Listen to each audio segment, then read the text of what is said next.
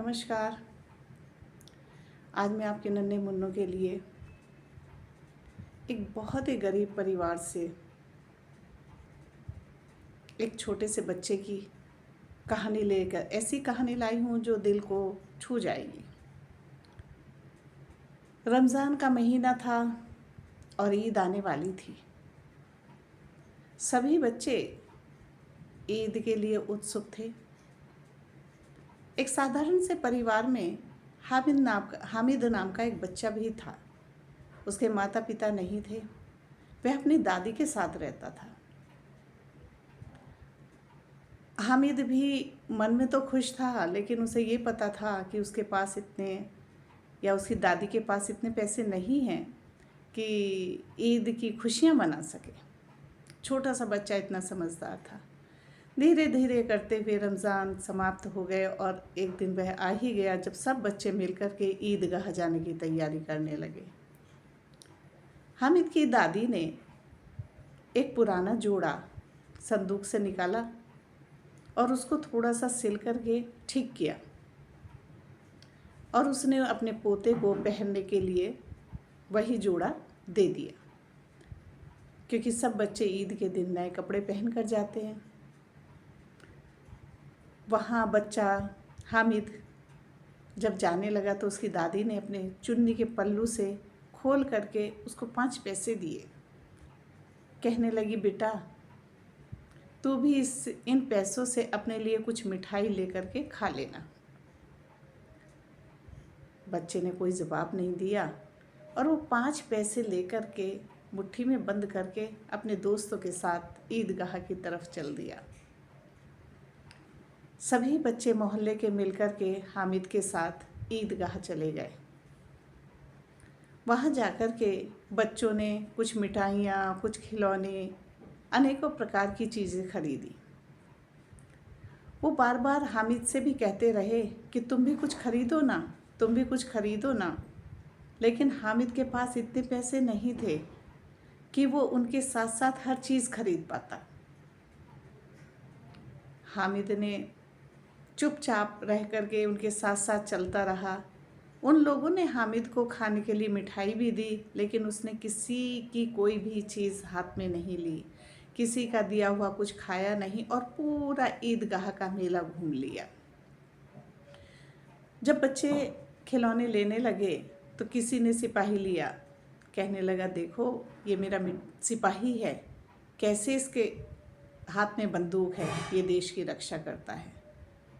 तो किसी ने बैल लिए कि ये देखो मैं अपने खेत में इस बैल से हल चलाऊंगा। तरह तरह के पशु पक्षी बच्चों ने एक एक 2-2 पैसे में खरीद लिए। हामिद से भी बार बार कहा, हामिद ने कहा नहीं। चलते चलते जब आगे बढ़े तो हामिद एक दुकान पर रुक गया। वह दुकान लोहे के बर्तनों की थी। उसे देख करके याद आया कि मेरी दादी के पास चिमटा नहीं है। जब वो रोटी सेकती है तो उसके हाथ जल जाते हैं। हामिद ने चिमटे का रेट पूछा और तो उसे 5 पैसे बताया गया। उसने कहा, नहीं नहीं, कम, थोड़ा कम करो। करते करते हामिद ने 3 पैसे में वह चिमटा खरीद लिया। जब सब बच्चे अपने अपने खिलौने दिखाने लगे तो उन्होंने हामिद से भी कहा कि दिखा तू क्या लेकर आया है। तो उसने कहा, देखो तुम जो भी लाए हो ये सब मिट्टी के हैं, ये तो टूट जाएंगे, लेकिन मैं ऐसी चीज़ लाया हूँ जो कभी नहीं टूटेगी। बच्चे बोले, दिखाओ ऐसी क्या चीज़ लाए हो, क्योंकि बच्चे तो बच्चे ही होते हैं, उत्सुक हो गए देखने के लिए। हामिद ने वह चिमटा निकाल करके दिखाया और कहने लगा, यह चिमटा है जो कभी नहीं टूटेगा। उन्होंने कहा कि तुम इस चिमटे से क्या करोगे। कहने लगा, मेरी दादी के पास चिमटा नहीं है, मुझे वो चीज़ खरीदनी थी जो घर में काम आ सके। इतना छोटा सा बच्चा इतनी समझदारी की बात कर रहा था। सब बच्चे, अब दादी भी उसकी इंतज़ार कर रही थी। सब बच्चे धीरे धीरे वापस अपने घर की तरफ आ रहे थे। दादी अपने पोते की राह देख रही थी।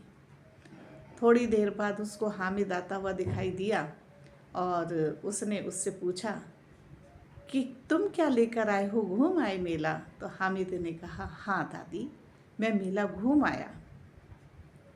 कहने लगी, मिठाई खाई? कहने लगा, हाँ, सबने खरीदी, थोड़ी मुझे भी दी तो मैंने खा ली। कहने लगी, अच्छा, तुम्हें भी तो मैंने पैसे दिए थे। तो उसने निकाल करके फट से अपनी दादी को चिमटा दिया। कहने लगा, दादी, मैं तुम्हारे लिए चिमटा खरीद कर लाया हूँ। कहने लगी, अरे मूर्ख, इस चिमटे से मैं क्या करूँगी?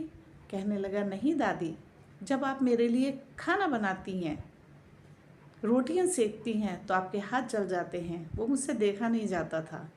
मुझे यही चीज़ मेले में सबसे अच्छी लगी और मैंने इसको खरीद लिया। दादी की आंखों में खुशी के आंसू आ गए। उस समय दादी को भी उसके माता पिता की याद आई कि काश वो होते तो शायद इस बच्चे को थोड़ा अच्छे से परवरिश करते, इसे भी थोड़े पैसे मिलते, ये भी और बच्चों की तरह से मिठाइयाँ, फल, खिलौने, सब चीज़ लेकर के खुश होता। तो हमें ये कहानी ये सिखाती है, हमारे बच्चों को ये सिखाती है कि हमें थोड़ा सा अपने घर में ये ध्यान देना चाहिए कि हमें किस चीज़ पर पैसे खर्च करने हैं और किस चीज़ पर नहीं। बच्चे तो इस बात को नहीं समझते हैं, लेकिन फिर भी हामिद भी शायद नहीं समझता था, लेकिन देख करके उस बच्चे को इतना ज्ञान आ गया कि उसने अपनी दादी के लिए चिमटा खरीदा। हामिद का चिमटा। ये कहानी आपको कैसी लगी लिख करके बताइए, कमेंट कीजिए, शेयर कीजिए, मेरे चैनल को सब्सक्राइब कीजिए। धन्यवाद। नमस्कार।